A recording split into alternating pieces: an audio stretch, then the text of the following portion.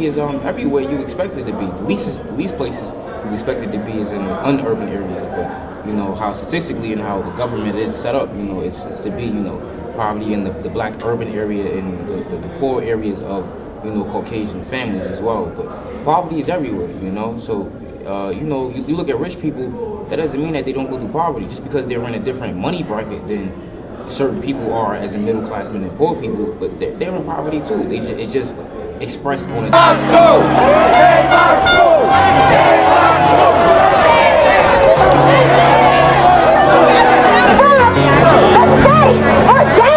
office building. Why can't Westside High School get $3 million to educate its students? Why? The schools already don't have all the things they need, and we already don't have enough money to support the schools already. And the fact that they're making even more budget cuts when the schools are already suffering is like really bad. They consider us all poor, stupid people, you know, and this is, you know, this is the state. You know, we have $1 billion budget, and that's at stake. People are getting city figures that have no concern for the city and our children at all. Growing up in poverty has been a struggle, and it's constant. You know, dealing with poor education, high crime, no jobs. So it creates a castration, which economics and poor education, it just harvests poverty. But you know, to this day, we still community. We, you know, minorities are more so subject to poverty based on the need to suppress our people. So I would say more so it's in the urban communities than abroad. I feel like poverty is just a global epidemic. It all depends on the context that you view it in, but I definitely see poverty in every sense of the word wherever you go. It just depends what lens and what perspective you see it through, but poverty is just prevalent wherever you go, man. Poverty is a consciousness, is a mentality, is a way of perceiving the world. Poverty is to not, when you can't afford the basic necessities like shelter and clothes and food. Yeah, that's pretty much it. Have poverty affected you in any kind of way? You yes. Or your family in any kind of way? Yes, it has. I'm a single mom of 4 children, and I struggle sometimes to like get them school uniforms, and we're pretty good with food, and we've got a roof over our heads, but there are just other things, like we can't do anything leisurely. All of my income goes towards basic necessities, and sometimes that becomes a struggle. Good afternoon. I'm your host, R. Sanders, at this episode of Indigent. We come to you today to talk about poverty and how it affects our community, different types of adversity. Here I have my 2 guests here today. I'll let them introduce themselves.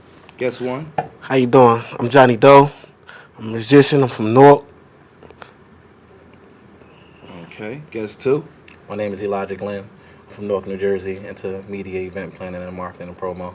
Okay. Let's just jump right into it because poverty is a real serious issue in the community. Mr. Doe, how do you feel poverty affects the community? Well, poverty affects the community in many ways because with poverty, it's low income, so therefore that increases crime in your area. So it does a lot with it. Plus, it downsizes the market of housing and everything in that area. It's a good way to look at it. Same question for you guys too. I mean, he said some of the similar things I was going to say, but I mean, poverty it's more of a global aspect as well. It's not just in our community because you got, you know, other towns and cities and countries that are, you know, more impoverished than we are. So it makes it, you know, when we think about ourselves, think about them, we're doing a little better than them, you know, when it comes to our global market. So I'm thinking more than just Newark, think about the global prospect. Okay, well, how do you feel like poverty affects like our education system here in Essex County?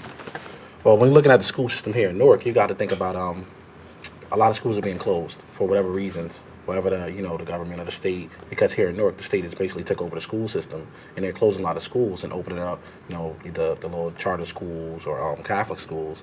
But why would you close a perfectly good school just to open up another school in there? Because they want money. Yeah, I'm about to say the same thing. They're really thinking about money.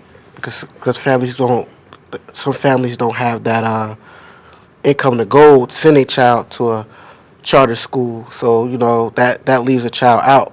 And by them doing that, closing the public school, even though you got to think like everything starts at home, and it's generations that's passed down. So if your family come from a trap house, 9 out of 10 times, you know, you gonna pick that up. You are gonna pick everything you grew up on. You are gonna pick up, not to use that frame of product of your environment, but that holds true because what you see is what you either you going to follow.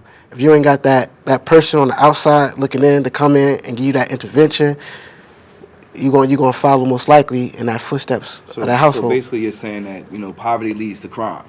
Basically, like it leads to a lot of things. Probably, yeah. Let's talk about the crime aspect, like, and what poverty like leads to, like. I mean. Okay, so you come from, say, your family y'all poor, so you got to go out and get it. That's most people. They got that mentality that they got to get it from somewhere. So not most households, they have a little education. If you know what I mean, doing the research, they have a little education. So it's like they gonna go out, and so they commit a crime. That's what they got on their jacket. They do it. It's a felony. So when they come out, I know they have programs to get them jobs, but 9 out of 10 times that's what they know. So you're gonna go by what you know, and if that's doing a crime, you're gonna keep doing it. It's like a cycle, and that's gonna keep happening. So therefore, if you poor or you got low income coming in with your family, it's gonna happen. Okay. So guess too, let's take a different standpoint on poverty. I've heard someone say that poverty can empower you. Can you add a little detail to that? Do you feel that way, or you're against that standpoint? It's really kind of I guess the opposite of what he was saying. Really, it's not because of your conditions that doesn't make you who you are. Because of, I grew up in majority low-income housing, all over in the most dangerous parts of Newark. But you got some people that only believe I'm from Newark. They won't believe I'm from, some of these areas. And when I tell them I live there or I live there, they still wouldn't believe it. So because of what they view or what stereotypes, media has placed upon us, it has nothing to do with, how you actually live your life and how you, present yourself. So because, I mean, as you said, trap houses or, commonly known as drug houses, it makes it, a little different, because I've grew up in those areas. I've grew up, and I learned from other people's mistakes instead of going through them and experiencing it myself. But our generation is different. But it's the same. It's really about self motivation. If you motivate yourself, you're not going to take those roads. I've looked and seen the same things. I have family members do the same thing. I still got family members do the same thing. You correct, but I'm saying when I see it as doing generations. Look at our generation now. What time from our generation to now? It's more followers than there are leaders. Like they pick up on the trend and they just go about it. You know what I'm saying? The generation is it's crazy, and it's not making it. Pretty much, my opinion, it's gonna get way worse before it get any better. Just the way the generation is going, and it's like there's nobody, no politician out there really doing nothing to me. They talk a lot, but they don't show. Like, yeah, you can come show them parents here and there, but what that's really doing is you really giving somebody a job. You can go to any, let's say, any ward and ask that politician is he getting anybody a job. You can go talk like, oh yeah, we need jobs, but is you giving anybody a job, or is you setting them up to refer them and get them a job? I don't see that. How about you tell our guests about an adversity you faced throughout life and how you overcame it? Well, since when I was young, I grew up. My dad he ran it. You know what I mean? I grew up like that until, like I said, you got that outside to come in and grab you, which was my mom. I know she was outside, but they was divorced, so she left, and I had to get that outside, which was my stepfather. And after that, I moved out of Newark, and, I went to school somewhere else, which was like, and I got my education. Then after that, I went to the military. So, that was I got through that, because if I'd have stayed, God knows what I'd have been doing. You know what I mean? So. What about you, Mr. Glenn? Any adversity you faced in life? I mean, every day is adversity. Really. I mean, not even saying just growing up here in Newark, but anywhere you go, even, say, breaking down those barriers and walls, or finding out where you are from, or wherever you've been educated, or wherever you've done, it's constantly adversity. Whether you're trying to get a job, or whether it's just even talking to a woman, there's always going to be that adversity. I mean, it's always going to be the same thing. Yeah. But I don't use that as a crutch. saying where I'm from or what I'm doing or how I've been raised or my family members. I use it more as motivation. I mean, as a parent, you know, you want more for your child. You know, my parents only made it, you know, up to a high school education. My mother didn't finish, my father did. So they want more from me. And the same thing with my other family members. If they were in those life, in the street life, they didn't want that for us. You know, even though at any given time, we could have took it, we could have did what we wanted to do, but we chose a better path. Because we didn't want to be another statistic. We didn't want to be, you know, we constantly, you know, you getting harassed by the, you know, law enforcement just because you're a young man in that city or a particular street.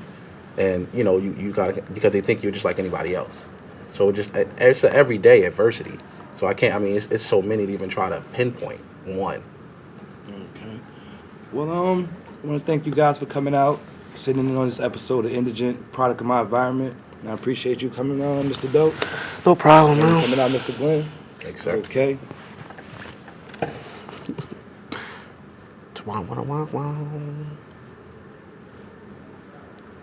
We still rolling. Poverty is not just the lack of wealth, it's the lack of hope.